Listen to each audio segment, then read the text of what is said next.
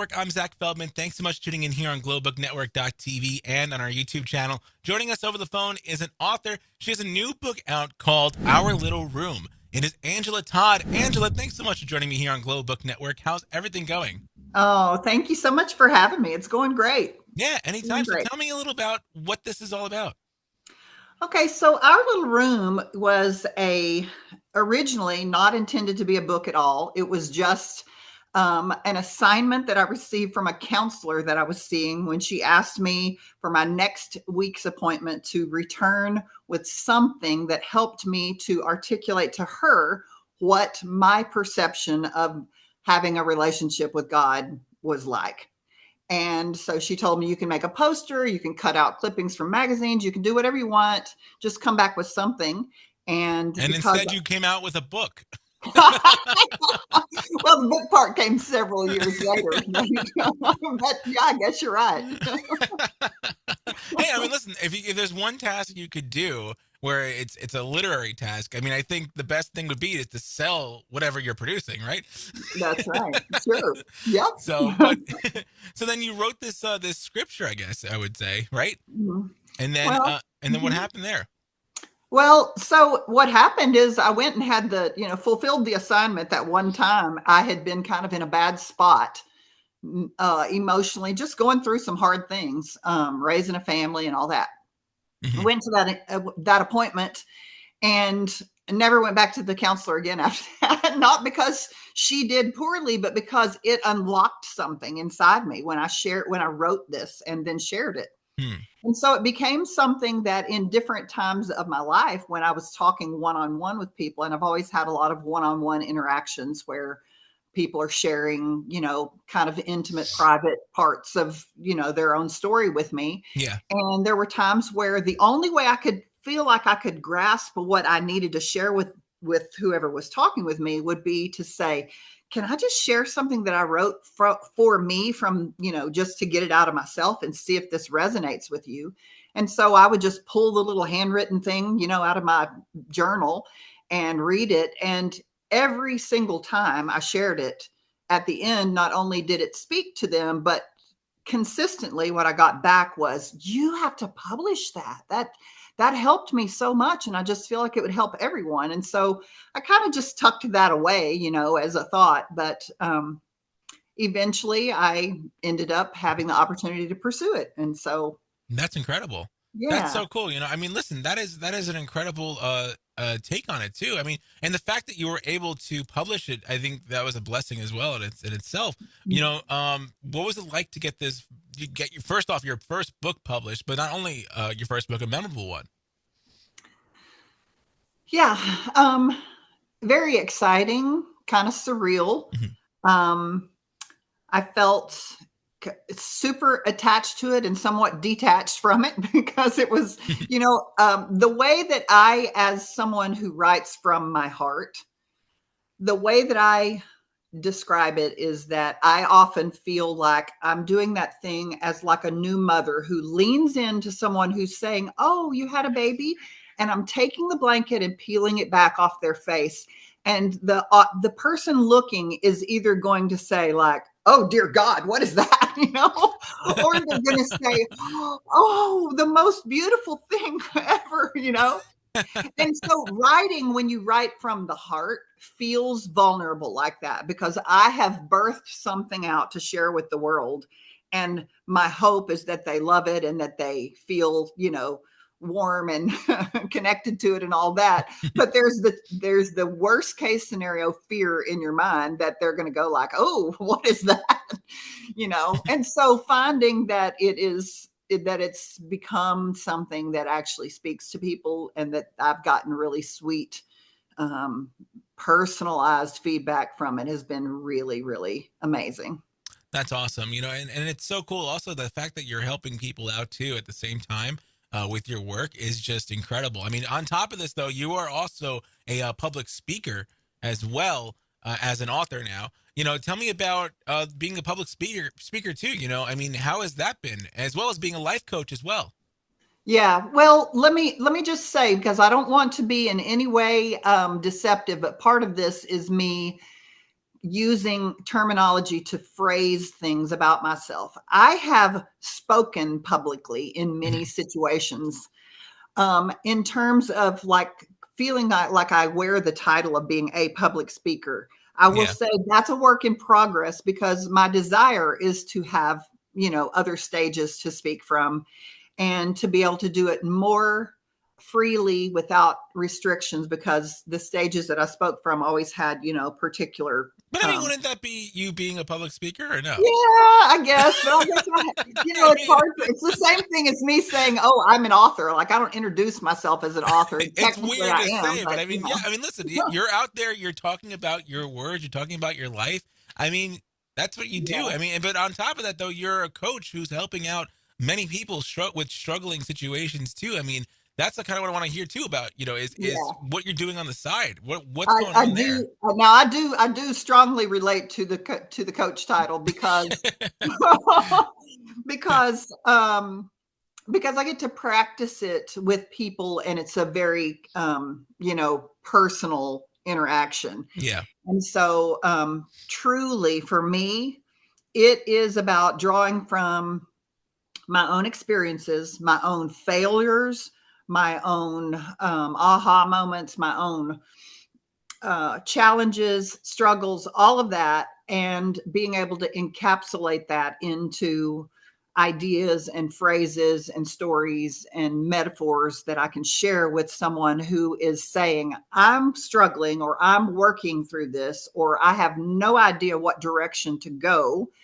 Help me. And being able to do that with people. And so it's a very, I'll say the phrase like a high and holy calling, like it's a privilege to me to get to have people entrust me with their stories when we're sitting one on one, and they just crack open the ugliest, hardest thing that they're dealing with. And yeah, I try very hard to pretty quickly level the playing field between myself and them so that they understand, while maybe you're paying me for this time for these sessions or whatever, at the end of the day, I am you, just on the other side of the screen, just a different version of you. We're all yeah. figuring these things out together. That's Yeah. awesome. I want to ask you too. What got you really into God? What was like your turning point there? Well, I was introduced to God as a child growing up. My family, went to church and had a faith base within my family. I then grew up and married someone who was a minister. And so I spent 30 years as the wife of a minister. And so everything about my life was always somehow centered around things of faith and Yeah, of God. And there's the things that you are taught and that you learn. And then for me, which really harkens back to the theme of this book, there is the part that some part of you knows, and it's learning how to marry those things together and reconcile them so that they sit within you peacefully yeah, is is the big thing. Because it's one thing to be taught, this is who God is, this is what he's about, this is, or what he is about, if some people might not believe in that wording or whatever. It's one thing to be taught something and then to choose to like walk in that faith. And it's another thing to actually recognize what I believe and what I personally have experienced, that I am this being that was created by something, someone out there that yeah, has a purpose for me. And so learning to kind of take in information while also paying attention to what is encrypted information within the very soul of who I am, because I am made by a creator, and marrying those two things together, that's like a very big theme for me personally. yeah. hundred So percent. I probably went off track of your exact question, but okay. Hey, I'm not a very straight line answer that's person. I okay. It kind of worked out, I go. think. All right. Well, again, we're talking about one little room. Angela, where did you come up with the title for it? Where did that come from? Um, for that assignment, when I was thinking of how am I going to try to answer this question, I think in imagery. So when I write, I'm writing what I see in my mind. Mhm. So when I started to think of how do I explain this to this counselor, I was like, well, it's really kind of like going into a room, but the room is inside of me. And what is that? And so I started so it just became the title for it was Our Little Room, because it's like, this is where me and God meet in this space. That's really, really cool. That's awesome. What's the response been like, from some of the readers, some of your family too, when they picked up this book for the first time? Mm. Mm. I think some of the most encouraging things that I've heard from people have been that I was speaking words that they could never speak, but they felt like they were their words. They felt Wow. like the message was something that came from inside them, but they were able to read it and take it in. And it was like kind of almost a magical but confusing and baffling experience that to me speaks to when you're saying something that has truly universal truth to it, Yeah. when people grab hold of something in that way. And I've had people tell me that, that they loved it, but that they wanted to buy it for their grandchildren because they felt like they could sit them on their knee and read it to them. And I put images, very simple images in the book with each phrase. There's an image because I wanted it to be something that a child could sit and listen to it be read and have enough interest in it Yeah. and take it in almost, not to overinflate myself, but almost like a Dr. Seuss kind of experience. And the reason I say that is because Dr. Seuss did everything in such whimsical ways, but Yeah. he has meat in his messages. They're Yeah. just hidden. They're just hidden in the whimsy. And so that felt really important to me. And I've had feedback that has sounded like that to me, that has been adults who've told me like, that's deep and that's rich. And then I've had people say, oh, my grandchild, they loved this. And, so Mhm. that is the ultimate to me, because it means it's hitting the whole spectrum of target for me. That's incredible, and that's really, really exciting too.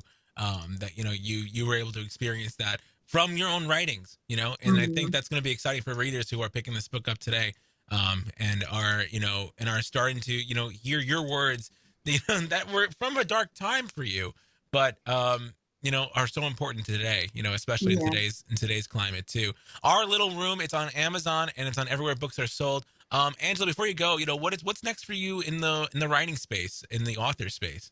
Ooh, I am actually in the process right now, and this is not like a daily thing. It's more of a just chipping away at it as I feel moments of inspiration. Yeah. I'm in the process of kind of writing autobiography, because I have gone through, like, I really created quite a storm a few years ago. Yeah. And then I've walked through the aftermath of that. But because of taking the time while walking through the aftermath of that, I have done a lot of introspection and reflection on, like, what even got me into this point. Yeah. And so I'm in the process of working on writing a an autobiography that really shares a lot of, like, the personal stories of my life, and also around this very chaotic period of time. And then I'm also working on deciding if I'm going to create just a collection of a bunch of my short writings and put them into one book, so that it could kind of be, if my words resonate with someone, then they would be able to pick up a book that has multiple short readings in it. So those are kind of the things that are in the works for me now. That's incredible. Awesome. We'll definitely come back when you have those books out and those writings. We'd love to talk to you more about them too. But again, check out Our Little Room. It's on Amazon and everywhere books are sold. Angela Todd, thanks again for joining me here on Global Book Network, and best of luck with everything. Oh, thank you so much, Zach. I've enjoyed it. Anytime. You've been watching Uh, Global Book Network here on YouTube and on globalbooknetwork.tv. Check out all of our past interviews here on Global Book Network and on our YouTube channel. I'm Zach Feldman. We'll see you here next time for another author interview here on Global Book Network.